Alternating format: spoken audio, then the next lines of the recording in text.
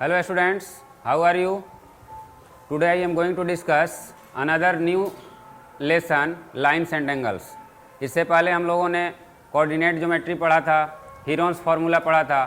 अब हम लोगों का जो ज्योमेट्री का पार्ट है लाइन्स एंड एंगल्स, उसे आज हम लोग अच्छे तरीके से समझेंगे। So let's start student. Lines and angles में आपको लाइन्स और एंगल्स के बारे में पूरा कॉन्सेप्ट यहाँ पे आपको समझाया जाएगा। तो इस लेसन में लाइन्स एंड एंगल्स के अलावे आपको जितने भी इसके प्रॉपर्टी होते हैं, लाइन्स में क्या क्या होती है, इसके एंगल्स कैसे होते हैं, इसमें क्या रिलेशन होता है, ये सारी चीज़ें आज बताई जाएगी। ओके,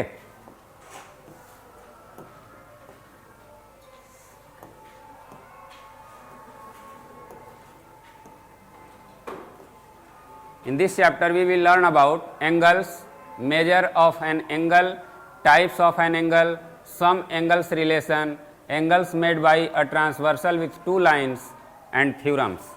It means इतने इसके फीचर्स हैं, इतने सीक्वेंस है जिसे हम लोग इसमें पढ़ेंगे वन बाय वन। तो सभी पे डिटेल्स में डिस्कशन होगा।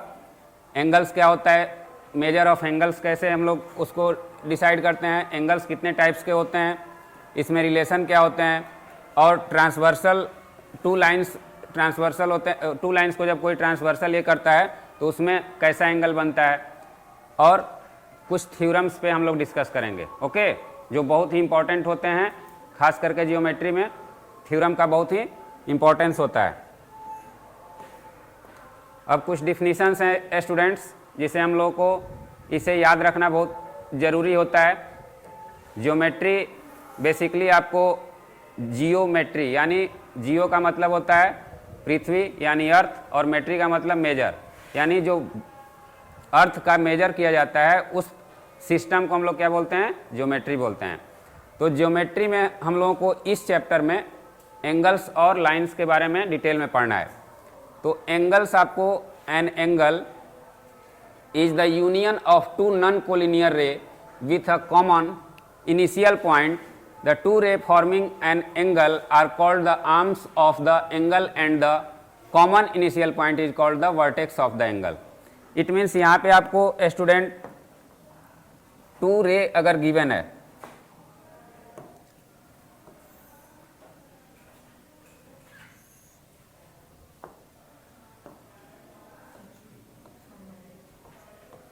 एंगल का फॉर्मेशन कैसे होता है ये अच्छे से आप लोग यहाँ पे ध्यान दीजिएगा। जैसे ये एक रे है, सपोज करें कि ओ ए एक रे है, ठीक है। यहाँ से इसका इनिशियल पॉइंट है, ये इधर से इनफाइनाइट, ये इसको हम एक्सपेंड कर सकते हैं। तो ये रे है, ये यहाँ से, जैसे रे है एक ही है, लेकिन वो रे यहाँ से उठ करके यहाँ तक चला गया है। क्लियर है? ये रे यहाँ से इसका जो रोटेशन है यहाँ पे जा करके ख़त्म हो गया है। तो ये जो इस रे का रोटेशन हुआ यहाँ से लेकर के यहाँ तक, तो इनिशियल पॉइंट इसका क्या है, ये है, यहाँ से यहाँ तक ये गया। तो इसके बीच का जो ये रोटेशन हुआ, तो उसको हम मेजर करने के लिए उसे क्या बोलते हैं, एंगल, और इसे मेजर किया जाता है।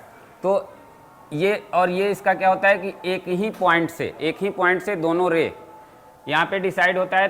तो यही रे है, यही यहाँ पे चला गया, तो इसके बीच का जो ये बनता है, फॉर्मेशन होता है, वो क्या होता है, एंगल कहलाता है। ठीक है, तो इसमें टू आपको आर्म्स होते हैं एंगल्स के, एक वर्टेक्स होता है, ठीक है, और इसके जो बिटवीन होता है वो एंगल होता है, जिसका हम लोग मेजर करते हैं। उसे आगे आपको बताया जाएगा, इसे थीटा से बेसिकली डिनोट करते हैं। आप किसी चीज़ से जो भी उसका एंगल होगा वो डिग्री में होता है, theta degree.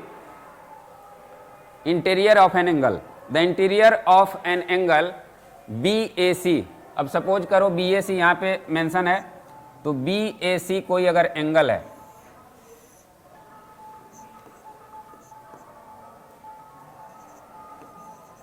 BAC, okay, is the set of all point its plane which lie on the same side of AB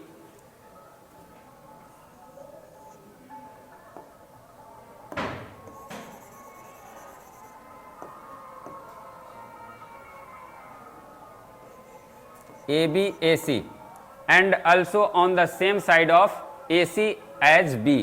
अब यहाँ पे जैसे सपोज करो कि कोई ए बी और ए सी यहाँ पे जितने भी हैं और सेम साइड ए सी और बी के, यानी इसके जो हैं वो सेम साइड पे, तो इंटीरियर क्या कहलाते हैं, इसके अंदर में जितने पॉइंट होंगे, ओके, ये सब पॉइंट क्या कहलाएंगे, इंटीरियर ऑफ एन एंगल। इस एंगल के ए बी सी के अंदर वाले पार्ट बोले जाएंगे, ठीक है। तो इसको हम लोग इंटीरियर, अगर इस पे, अगर ये आर्म्स पे कोई पॉइंट है तो वो क्या बोला जाएगा, वो ऑन बोला जाएगा, ठीक है, उस पे, उसके सरकम, इट मीन्स उस पे अवेलेबल है। और आउटसाइड यानी एक्सटीरियर हो जाता है, ठीक है। तो इंटीरियर यानी इसके अंदर में। अब ये अगर यहाँ पे है तो उसे इंटीरियर नहीं बोलेंगे, इसका जो ये आपका सरकमस्टांस है उसके बाहर नहीं होना चाहिए, क्लियर है ना। तो ये आपको इंटीरियर में नहीं आएगा। एक उसका दायरा होता है, जो एंगल, अगर सपोज करो कि यहाँ पे एंगल है तो इसे इनफाइनाइट, अभी तो हम इससे इसको इसी से डिनोट कर रहे हैं, भले ही आगे ये बढ़ सकता है लेकिन इसके मतलब जो भी इसका दायरा है उसके अंदर में होना चाहिए। उसी पॉइंट को हम क्या बोलते हैं, इंटीरियर ऑफ एंगल बोलते हैं। इससे अगर बाहर जाएगा तो एक्सटीरियर हो जाएगा, इधर हो कहीं पर भी हो, ठीक है। तो नेक्स्ट है student, exterior of an angle. The exterior of an angle is a set of all points in its plane which do not lie on the angle or in its interior. ठीक है, जो angle पे लाई नहीं करते हैं और उसके interior में लाई नहीं करते हैं वो एक्सटीरियर ऑफ एन एंगल बोले जाते हैं। जैसे यहाँ पे स्टूडेंट्स, अगर एक एंगल आप लेते हो,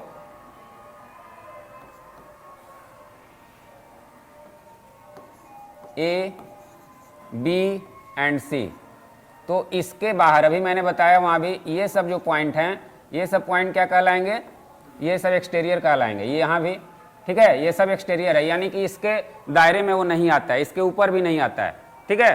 तो ये क्या कहलाता है, exterior of an angle, clear है। कॉन्ग्रुएंट एंगल्स क्या होते हैं, congruent angles means two angles are said to be congruent if a trace copy of one can be superposed on the other to cover it completely and exactly। अब यहाँ पे आप लोग congruent का मतलब समझिए, किसी भी फिगर को, किसी भी थिंग्स को अगर एक के ऊपर एक रख दिया जाए तो क्या कहलाता है, वो कॉन्ग्रुएंट कहलाता है।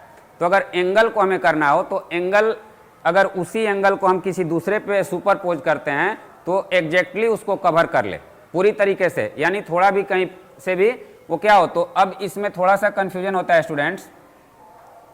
सपोज करो कि ये एक एंगल है, क्लियर है, और एक ये एंगल है। अगर हम इसे उठा करके इस पे रखते हैं तो ये तो इसे सुपरपोज, क्योंकि इसका क्या है, ये जो आर्म्स है वो छोटा है इससे, क्लियर है। तो यहाँ पे आर्म्स को हमें नहीं देखना है, यहाँ इसका क्या देखा जाता है, एंगल्स, कॉन्ग्रुएंट एंगल्स में इसके मेजर को देखा जाता है, क्लियर है।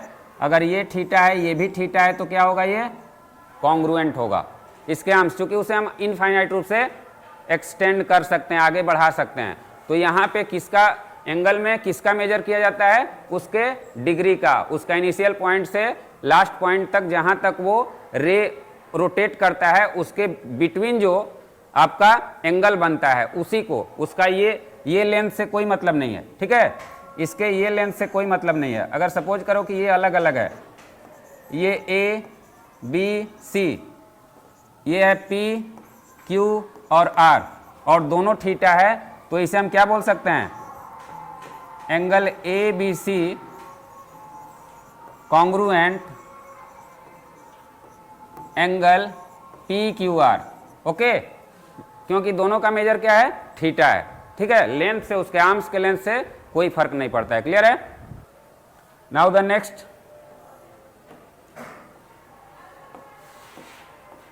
Measure of an angle, angle measure axiom. Axiom के बारे में पता है आप लोगों को, एक्जियम क्या होता है, हालांकि यूक्लिड्स का जो हम लोगों का रूल है वो इसमें हम लोगों को नहीं पढ़ना है, लेकिन ये बहुत इंपॉर्टेंट है कि एक्जियम क्या होता है, यानी उसको स्वयं सिद्ध बोलते हैं, जिसे प्रूफ करने के लिए किसी प्रमाण की ज़रूरत नहीं होती है।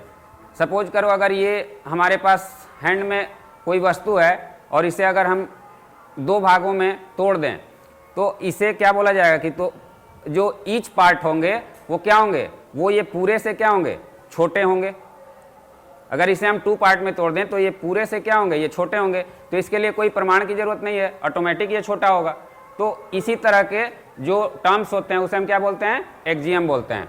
तो एंगल मेजर एक्जियम, यानी एंगल का जो मेजर एक्जियम होता है उसे यहाँ पे बताया गया। Every angle has a measure, the unit of angle measure is a standard angle called a degree.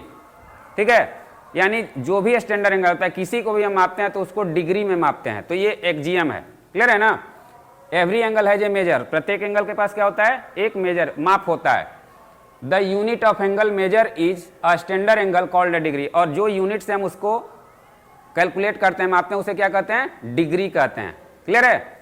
और डिग्री जो होता है यहाँ पे students, 1 degree equal to 60 minute होता है। ओके, और 1 मिनट इक्वल टू कितना होता है, 60 सेकंड होता है। ये याद रखिएगा, इसे डिटेल में आपको आगे बताया जाएगा।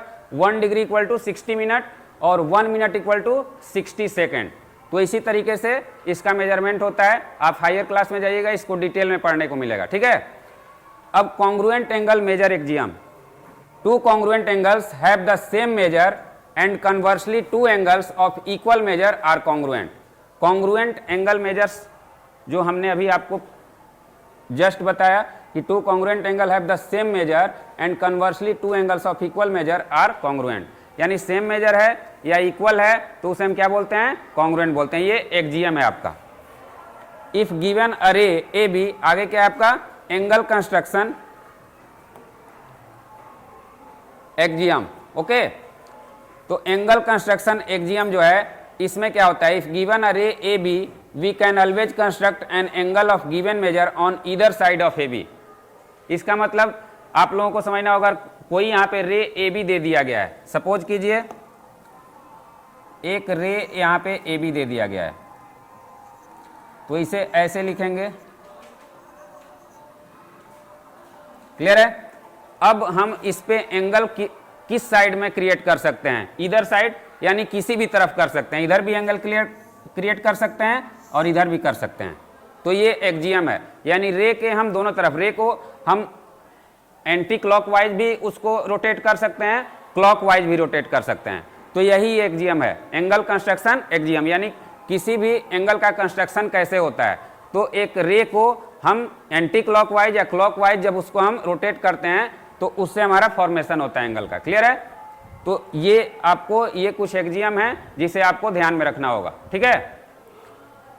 Now the next types of angle. Right angle, an angle whose measure is 90 degree is called right angle.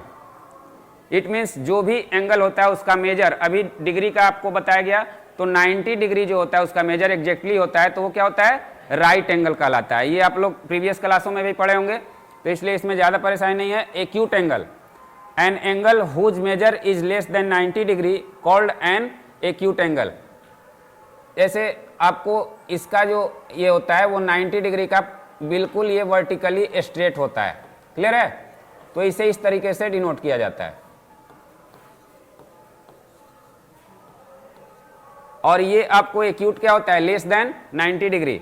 तो अब लेस देन का मतलब क्या होता है, यहाँ से ध्यान दीजिएगा, 90 से ये है, सो रे यहाँ से आपको इनिशियल पॉइंट इसका ये है, यहाँ से वो एंटी क्लॉकवाइज गया तो यहाँ पे गया।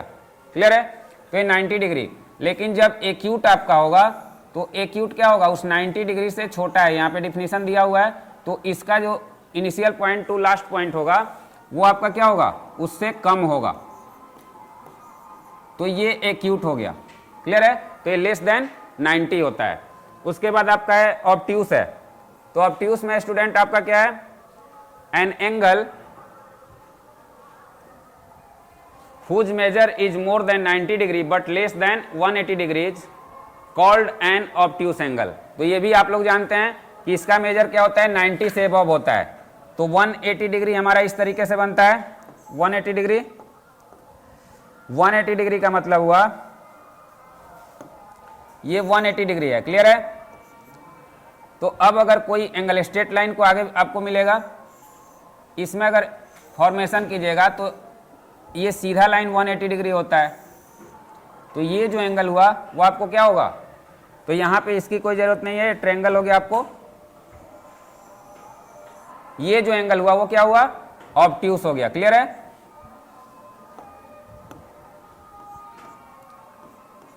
ये ऑब्ट्यूस है,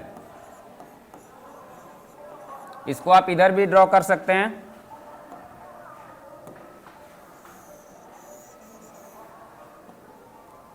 इसको आप ऐसे भी ड्रॉ कर सकते हैं। ओके, इसे आप ऐसे भी ड्रॉ कर सकते हैं, इसे आप ऐसे भी ड्रॉ कर सकते हैं।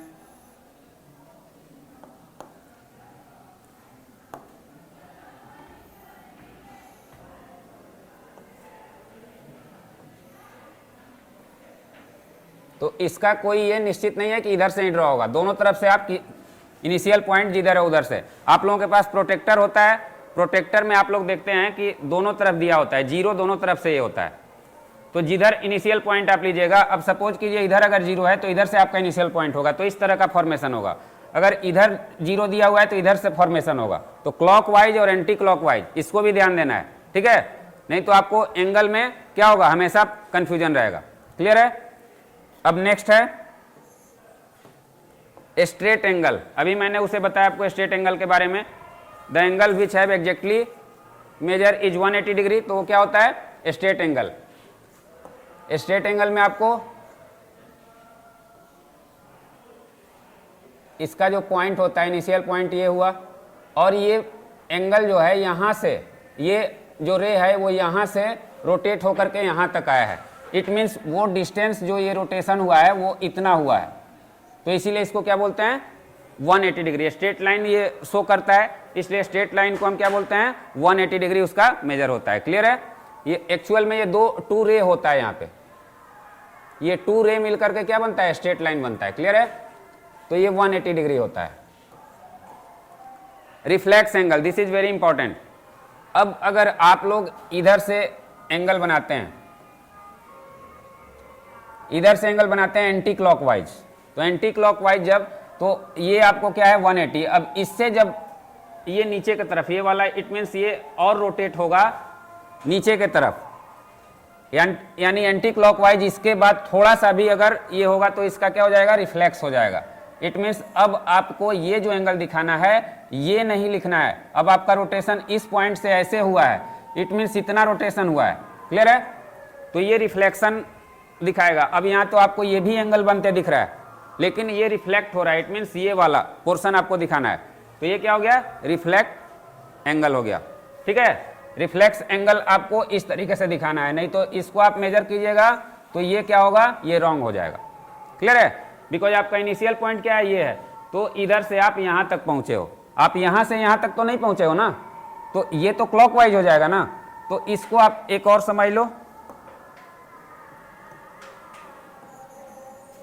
अगर इसी को एक और एग्जाम्पल दिया जाए तो इस तरीके से, सपोज करो यहाँ है और ये यहाँ तक आया, तो इसका इनिशियल पॉइंट ये है और ये यहाँ से उठ करके यहाँ पे आया है, तो ये रिफ्लेक्स हुआ। क्लियर है? इसमें जो आपको यानी कि जो उठा हुआ पार्ट होता है वो रिफ्लेक्स एंगल में हम उसे दर्शाते हैं। क्लियर है ना? अब यहाँ पे आपको है कॉम्प्लीमेंट्री। रिफ्लेक्स सबको क्लियर हो गया? रिफ्लेक्स में कोई डाउट नहीं है। यहाँ पे एंगल में यही ध्यान देना है कि आपको क्लॉकवाइज है या एंटी क्लॉकवाइज है। अगर क्लॉकवाइज है तो आप क्लॉकवाइज है तो ऐसे होगा, तो जहां से ये शुरू हुआ है कहां तक जा रहा है, तो वो टोटल आपको क्या करना है? ये आपका क्या है? ये दोनों क्या है? इधर से ये हुआ है और इधर से जा रहा है, तो ये दोनों क्या है? ये इस तरीके से जा रहा है, तो क्लॉकवाइज है, और ये किधर से जा रहा है? Anti clockwise. क्लियर है ना? तो दोनों का फॉर्मेशन हमने दिखा दिया।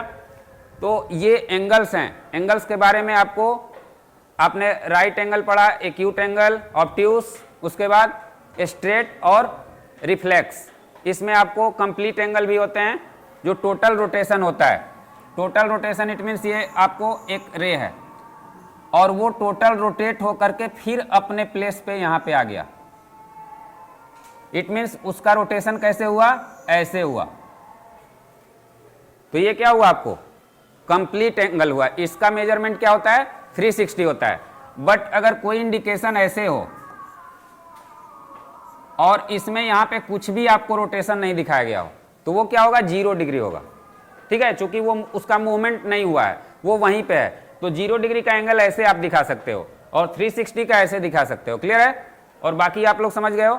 तो ये 0 डिग्री और 360 में क्या डिफरेंसेज है, तो इसमें ये आपको पोर्शन नहीं, रोटेशन नहीं होता है, और इसमें पूरा रोटेशन होकर आता है।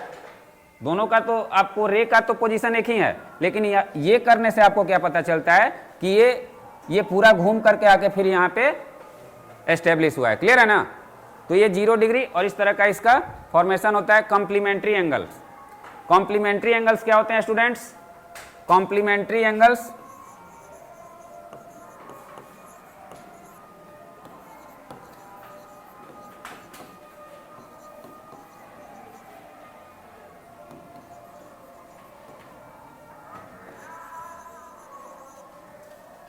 अब यहाँ पे कॉम्प्लीमेंट्री एंगल के बारे में, कॉम्प्लीमेंट्री एंगल अगर दो एंगल का sum, if sum of two angles is equal to 90 degree then each angle is called complementary angle. प्रत्येक एंगल को हम क्या बोलते हैं? कॉम्प्लीमेंट्री, यानी एक दूसरे के वो कॉम्प्लीमेंट होते हैं। कॉम्प्लीमेंट का मतलब क्या होता है? हिंदी में उसे पूरक बोलते हैं। इट मीन्स एक दूसरे को पूरा करना। कॉम्प्लीमेंट का मतलब जैसे अगर सपोज करो कोई 90 डिग्री आपको 30 डिग्री दिया हुआ है, तो 30 डिग्री मतलब 30 डिग्री आपके पास है, तो और कितना होगा कि वो 90 डिग्री हो जाएगा। तो ये कंप्लीट करता है, इट मीन्स कंप्लीमेंट, यानी 90 डिग्री कंप्लीट करने में इसका कौन सा एंगल हेल्प करेगा? तो 60 डिग्री। तो कॉम्प्लीमेंट्री यही होता है। क्लियर है ना? तो कॉम्प्लीमेंट्री एंगल इट मीन्स उसे 90 से आपको डिनोट किया जाता है। सम ऑफ टू एंगल्स का जो आपको वैल्यू होता है वो 90 होता है। तो 30 है, तो इसका कॉम्प्लीमेंट क्या होगा? 90 minus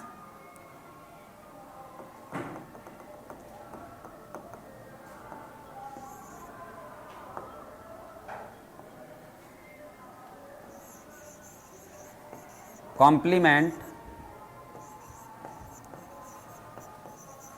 of 30 degree equal to 90 minus 30 equal to 60 degree. तो उसी तरीके से 60 का कॉम्प्लीमेंट क्या होगा? 30 हो जाएगा, क्योंकि 90 आपको कंप्लीट करना है। क्लियर है ना? तो उसी तरीके से आपको नेक्स्ट सप्लीमेंट्री है, तो इसमें 180 सेम चीज है, लेकिन इसमें क्या करता है? 180 आपको लाना है। ठीक है? सप्लीमेंट्री में two angles the sum of whose measure is 180 degree are called the supplementary angle. तो अगर वही सेम एंगल यहाँ पे सप्लीमेंट अगर फाइंड करना हो, सप्लीमेंट ही ना है, supplement of 30 degree same angle हम लोग लेते हैं, तो कॉम्प्लीमेंट में क्या करते हैं? 90 से सब्ट्रैक्ट करते हैं, और यहाँ पे 180 से। क्लियर है? तो ये 150 इसका क्या हुआ? सप्लीमेंट हुआ, और 150 का सप्लीमेंट क्या होगा? 30 होगा। बस यही है। अब आपको एंगल बाइसेक्टर, एंगल बाइसेक्टर क्या होता है? तो एंगल बाइसेक्टर में स्टूडेंट्स अगर कोई एंगल गिवन है,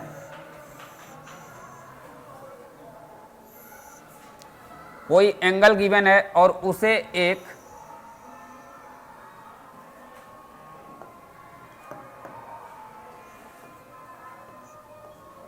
रे है सो 2 इक्वल पार्ट में बांट देता है।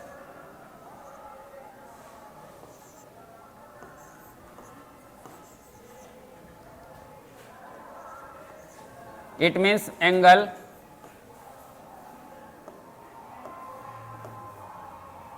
ये आपको थीटा हो गया और ये भी थीटा हो गया, ये दोनों इक्वल हो गया।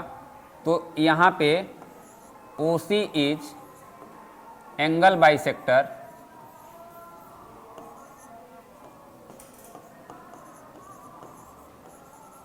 Of angle AOB।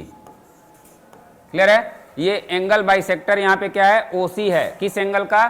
AOB का, बिकॉज ये 2 इक्वल पार्ट में इस एंगल को बांट दिया है। क्लियर है? तो एंगल बाइसेक्टर बेसिकली यही है स्टूडेंट्स, इसमें किसी को कोई डाउट नहीं होना चाहिए। अब यही इस एक्सरसाइज से पहले इतना ही हम लोगों को अच्छे से मतलब डिस्कस करना था। अब कुछ एक्सरसाइज के क्वेश्चन हैं जिसे करना है। अगर जो पीछे हमने अभी बताया है वो आप अच्छे समझ गए होंगे तो ये बहुत ईजी लगेगा। अदरवाइज आपको इसमें देखो, write the complement and supplement of each of the following angle, अभी जस्ट डिस्कशन हुआ है। तो स्टूडेंट्स 1 बाई 1 आप इसे जैसे 20 डिग्री है, 20 डिग्री का कॉम्प्लीमेंट और सप्लीमेंट बता सकते हो? कम 20 डिग्री का कॉम्प्लीमेंट पहले बताओ। Complement, you have no idea? Okay, sit down. Complement and supplement.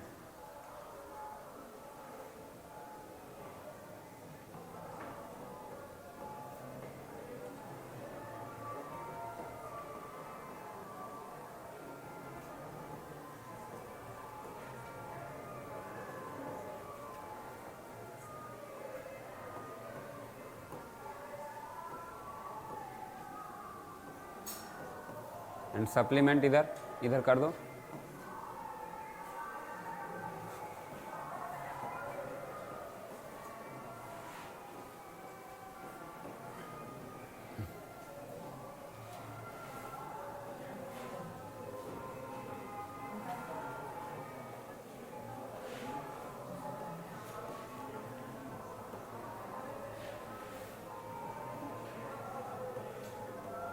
Okay, very good. अब 1 बाई 1 आप लोग इसको वर्बली भी बता सकते हो। ओके, इसमें आपको सिर्फ सब्ट्रैक्ट कर लेना है। आपको अगर लिखना है तो ये उसका फॉर्मेशन है लिखने का, अगर बताना है तो वर्बली भी बता सकते हो। हाँ जी, इसका कॉम्प्लीमेंट बता सकते हो 35 का क्या होगा? वर्बली बता दो।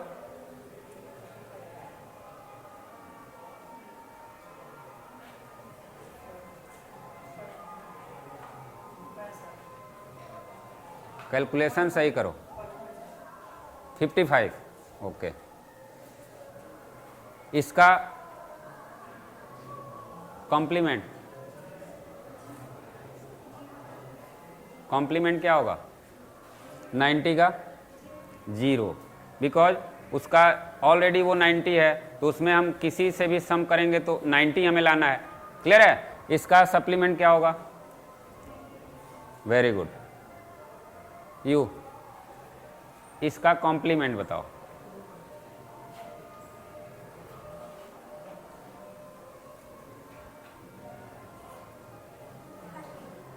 One 313, very good. तो सब में इसमें 90 में से इसको सब्ट्रैक्ट कर लेना है और इसे 180 में से सब्ट्रैक्ट कर लेना है। दिस इज वेरी इजी, इतना तो कॉम्प्लिकेटेड नहीं होना चाहिए। Okay, now the next question. If an angle is 28 degree less than its complement, find its measure. Any other? इसका मेजर फाइंड करना है।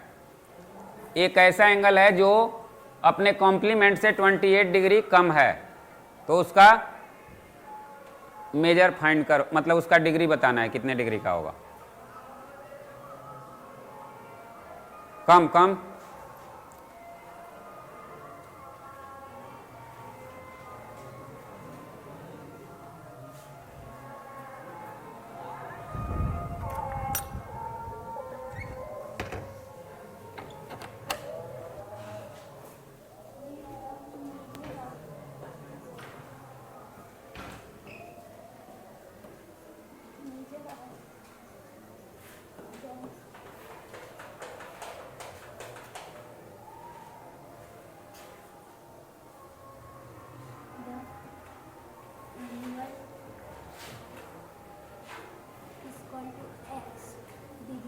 Very good.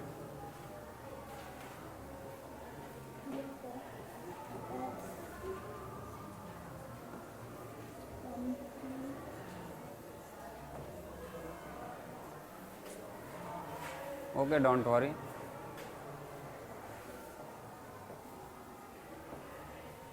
Complement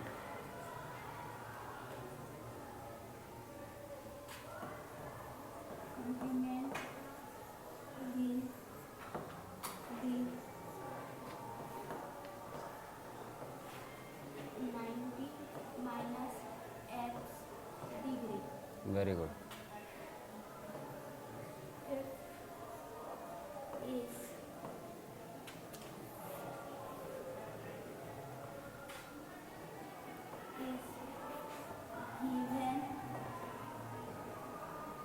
that angle is equal to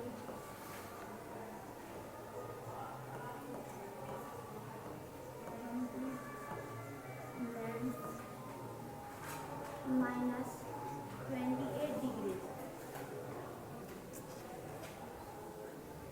28 degree. Okay. X degree is equal to 90 minus x degree minus 28 degree. Very good. We put there 2x degree is equal to 62 degree. X is equal to 31 degree.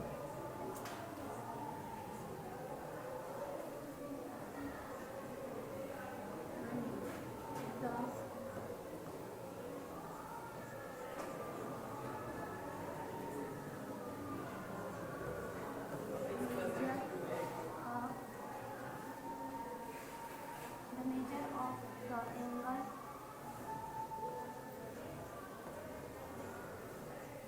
x is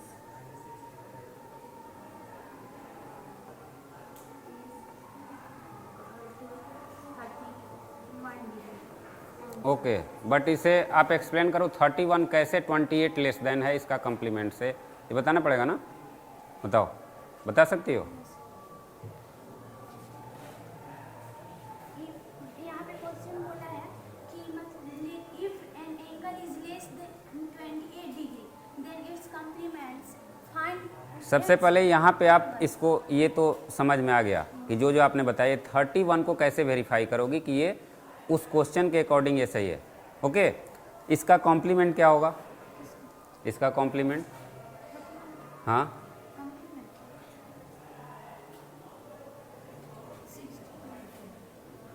59। Okay, तो ये आपको prove करना होगा ना। देखो इसका complement क्या होगा? कॉम्प्लीमेंट मतलब वेरीफाई भी कर लेना है कि ये सही है कि नहीं है।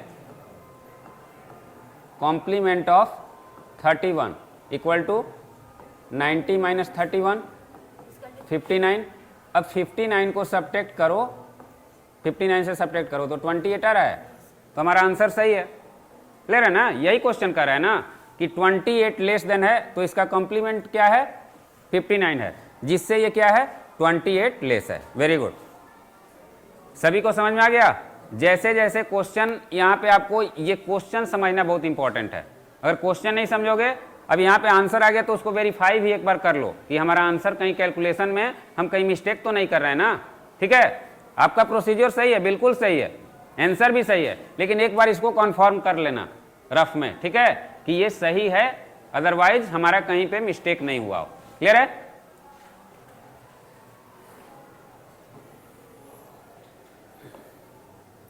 Now the next, if an angle is 30 degree more than 1/2 of its complement, find the measure of the angle. ये भी सेम है स्टूडेंट, आपको यहाँ पे सबसे पहले an angle is 30 more than 1/2 of its complement. 30 more than है 1/2 of its complement, यानी उसके कॉम्प्लीमेंट के हाफ से 30 मोर देन है। क्लियर है? तो एंगल फाइंड करना है, तो इसका एक इक्वेशन बना लेना है और उस पर आप इसको फाइंड कर सकते हो। बेसिकली एक ही है, इसमें कॉम्प्लीमेंट और सप्लीमेंट पे क्वेश्चन दिया हुआ है और इसी में वर्ड प्रॉब्लम गिवन है। तो वर्ड प्रॉब्लम आपको इसका मीनिंग समझना होगा कि एक्चुअल में क्वेश्चन क्या आपसे क्वेश्चन किया जा रहा है, तब इसको सॉल्व करोगे। ठीक है, तो इसी तरीके के क्वेश्चन है, तो जो रेस्ट ऑफ क्वेश्चन है वो आपके लिए होमवर्क मैं दे दे रहा हूँ आज के लिए, हो जाएगा ना। For today that's all students, have a nice day, thank you.